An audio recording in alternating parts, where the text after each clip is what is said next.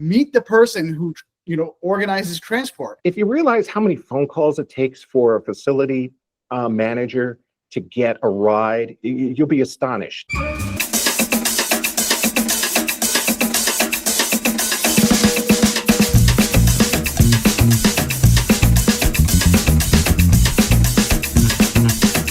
Welcome back to NEMT Experts. I've got Joe Scarborough, the man with the action plan, the head of sales and marketing and business development at Wisdom Care Transportation. Joe, how you doing? I'm doing fantastic, girl. Thank you so much. I'm real excited to be here and just kind of do a brain dump on whatever it is you got to say or ask me. I'm here for you, man. I'm like an open book. I love it. I'm excited for this one, especially because, Joe, you've been pretty active on LinkedIn, dropping some wisdom bombs about how to actually go out there and win work for your NEMT business. Before diving into all that, Joe, can you just give us a quick background about yourself and how you got into leading these efforts at Wisdom Care Transport? I've been in the NEMT space. I'll work backwards. I've been in the NEMT space for almost 3+ years now. And a lot of people might say, well, 3 years, what can you do in 3 years? I come from a global communications, marketing, and branding background in technology.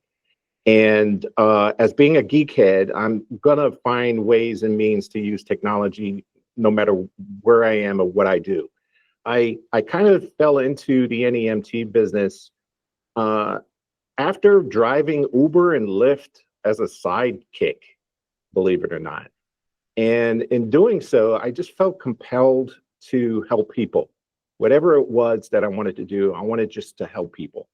And I had quite a number of, surprisingly, I had quite a number of rides that were given to me while I was an Uber driver that were special needs.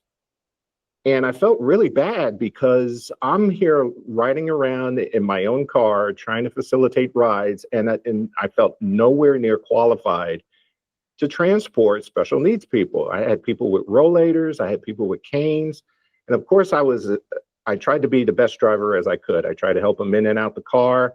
I tried to be as responsive and respectful as I could.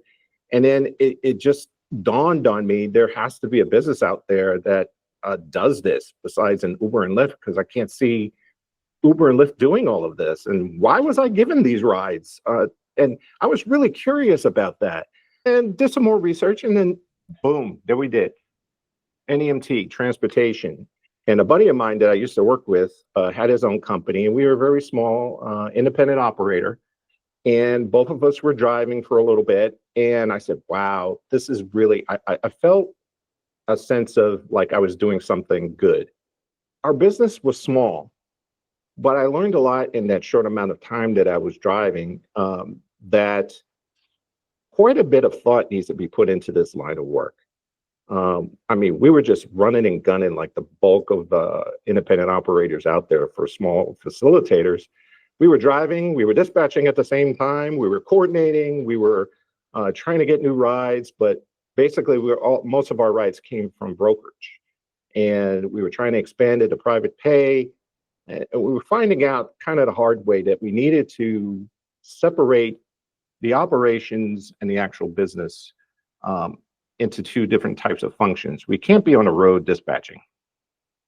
It's okay for a while, but if you want a business to grow in the NEMT space, you can't do both. It's just not enough time, and there's not enough concentration to plan these things out strategically if you want a business to grow, if you want to profit from it, obviously. And you need the right tools, for goodness sakes. If you don't have the right tools, you're just running and gunning the entire time. And by the time you realize it, a month or two goes by and you consider the amount of rides and the amount of work that you put into it, and the revenue is not just there. And you're like, why is this? So a considerable amount of thought needs to be put into planning something out, from a small IO all the way up to a larger facility. So don't start going all the way to the larger facility, I happened to come across Wisdom Care Transportation a few months ago. I've only been here maybe about 4 months now. When I came here, they really had a good thing into place, and then all of a sudden I discovered this tool that they all of a sudden wanted to use and wanted to adopt, and it was called Bambi, and I was like, what? What is that? And they're like, no, it's a dispatch tool. You know, get your fingers in on it and get your mind into it and see what do you think of it. And I thought it was absolutely fantastic. I only spent maybe about a good 4 hours into it to learn everything about that I could do, and I still haven't even touched the surface of what I could do potentially with it.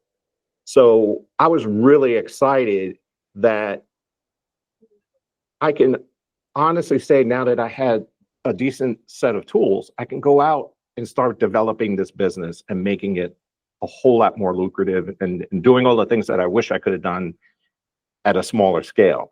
Joe, you have been at Wisdom Care Transportation for 4 months in Raleigh, North Carolina, and you've been spearheading their efforts to do marketing, get more sales, do business development, win work with these bigger facilities, right? Now you're at a bigger company. Currently, we operate at a particular level that's facilitating the main 3 areas of what any NEMT should gun for. A baseline of brokerage deals that we have coming in, a certain amount of private pay customers that we have facilitated service agreements with from local facilities here, and also the larger facilities like hospitals, rehabilitation, adult daycare, stuff like that. When you start looking into a nice mixture of all those 3, that's where you should gun for. That's where you should really don't lean more towards the brokerage. It's easy, but you'll find out quite quickly that there are more cons to pros to having, the bulk of your clientele in a brokerage area. But I don't totally exclude them either, because there's also a lot to be learned and a lot to gain from having relationships with brokers. And that leads me into like where my head is at with all of this. Like, how do we grow the business? And it's all about relationships. And we should always take the time to, number one, figure out what the landscape is. Who are the characters? Who are the players out there? Regardless of where you are. I mean, we're in the central North Carolina area, the Raleigh-Durham area, and there's a tremendous amount of medical facilities that are out here. We have a tremendous amount of major hospitals in the area, specialty clinics that are in the area. So, business is booming. As much as I or anyone might say, there's not enough this or there's not enough that. No, you look at statistics, and in the NEMT space, I think the prediction was about 8% growth in the next couple of years in business, growth just alone. And as a result there too, we got a lot of facilities, but we also have a saturated market. We have a lot of people out there who are trying to be NEMT business facilities, a lot of independent operators, but none of them, at least as far as I'm looking at, because I also do competitive analysis, are doing the kind of work that we're striving to do here. And a lot has to do with getting everyone up to speed, digitizing the industry as we know it, getting off that paperwork, helping those that are on paperwork with the ease of their job for facilitating rides at the facilities, and not just being the answer to the transportation, but also to the facility coordinator as well. And when you go out there and start talking to people, I highly recommend going out and knowing what the landscape is, knowing who the players of the game are. Introduce yourself. Don't be afraid to do that. You'll be surprised. And I've watched a lot of previous podcasts with you guys, Nirav, and they all have the same consensus there, where you'll be surprised of what's not being done in the business in order to grow your business. it's fairly easy to do. All you need to do is just communicate a little bit. And you'll be met with quite a bit of praise in the end, where facility owners will come back to you and say, hey, no one's really reached out to us like you have. No one has really sat down with us and gone over what our problems are here and how can we solve it together. And you guys have. And that's our focus here. That's the formula. That's the winning formula that we're shooting for. You dropped one the other part of it. LinkedIn, and it was a nice tight piece about how don't sit around and wait for phone calls from facilities. Like a lot of people just, create a brochure or leave some flyer or whatever. Like, no, you got to get off your chair, go physically into the facility. And like you said, meet the person who, organizes transport. And not just like, hey, here's our transportation company, here's what we can do, but like, what are your problems, right? When you get on that level with them, you're going to learn a number of things that are adjacent to transportation. And if you can solve those problems for that person, who do you think they're going to give the business to? We just get in this rut of just doing the drives and doing this and doing that and doing the dispatching. And it's a crazy day. And we really need to sit down and evaluate that, because we're always reacting to what drive is coming in. Well, how can I do this better? How can I do that better? And we're doing it on the fly. But if you think about how you can plan this out in terms of new sales, new revenue, and even in what you need to do during operations, and that's where you guys come in. Joe, when I called you, I think it was last week, right? You were just stepping out of a meeting at a facility where you won a contract with that facility. Yeah. Can you just share like some of the big wins that you've had over the past couple of months? This literally happened a few days ago. We're dealing with maybe a local hospital facility, a fairly large hospital facility, where we'll get like onesie, twosie asks for rides. We're on their list. It's a huge facility, so they may outsource, to us. They may outsource to maybe like 12 other NEMT transportation companies, because they're just looking, to get people out. And this is outpatient, okay? And considering the amount of work that can be done with outpatient, you really take a look at that. Take a look at that, because that's good money. But at the same time, you have to establish good relationships with these people. So when we get the request, this request came in kind of ad hoc and last minute, and they needed this and they needed that. There was a voice behind it. We had our dispatch team answered the call.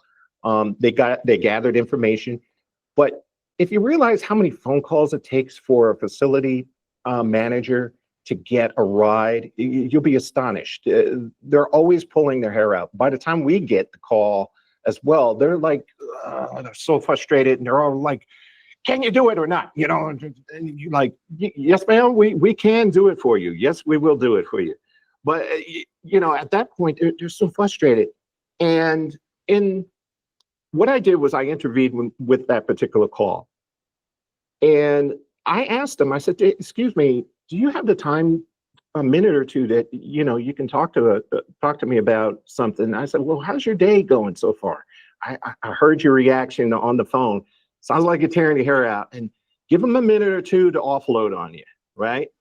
And then I said, I don't know if you know this, but we have a fantastic dispatch team, and we use this fantastic tool called Bambi.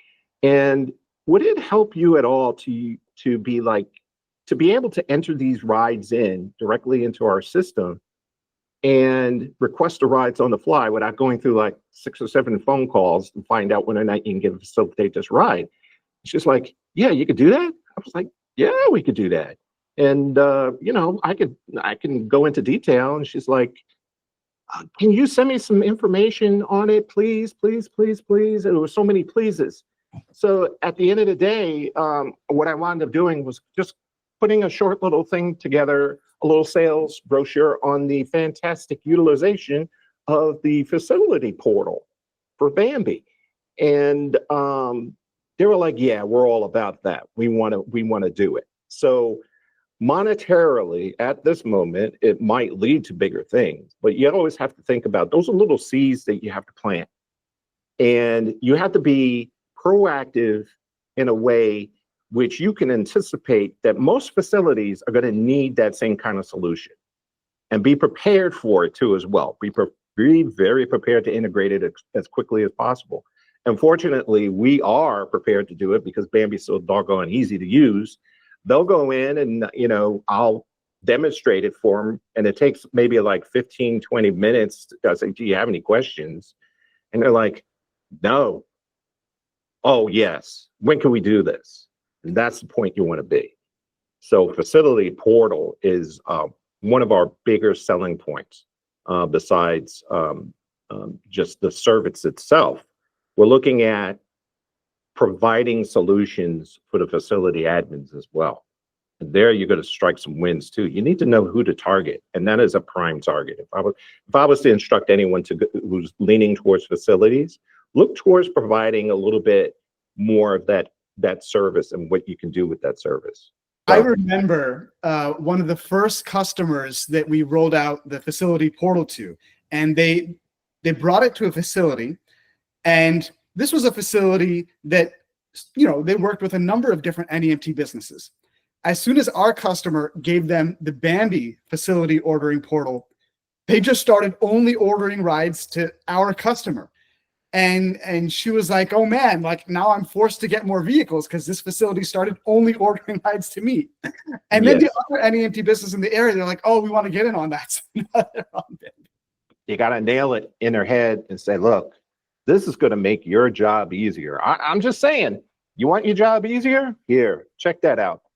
It's on you if you don't. I mean, and that's just, it's about showing it to people. I think that it's the fear of the unknown. People just hear, oh, this is a new system. They don't realize how stupidly easy it is until they actually see it and the proof is there. Right. As part of the demo, and I would suggest too, like if you are prepared, if you want a tool set to go out there and sell, I would bring that with you and not be a lead into it. Just, have them speak first. Don't do like I do and talk too much. Go in there, sit down, and pose one or two questions to them about how can you facilitate their needs? How can you alleviate some of the issues and problems with outpatient transportation? What can I do for you? My vision of what your day-to-day is walking in and out of facilities, showing you, I can make your life easier, I can make your life easier, and just closing deals. That's part of my day, but believe it or not, I still drive. And part of my job too as well is to get feedback from our riders. We operate here, we have a full facility here where we do all of the maintenance to the vehicles, the cleaning of the vehicles at the end of the day. We do the trainings here for wheelchair and ambulatory. Every driver undergoes like at least 10 hours worth of training in defensive driving, first aid, CPR, the whole kit and caboodle.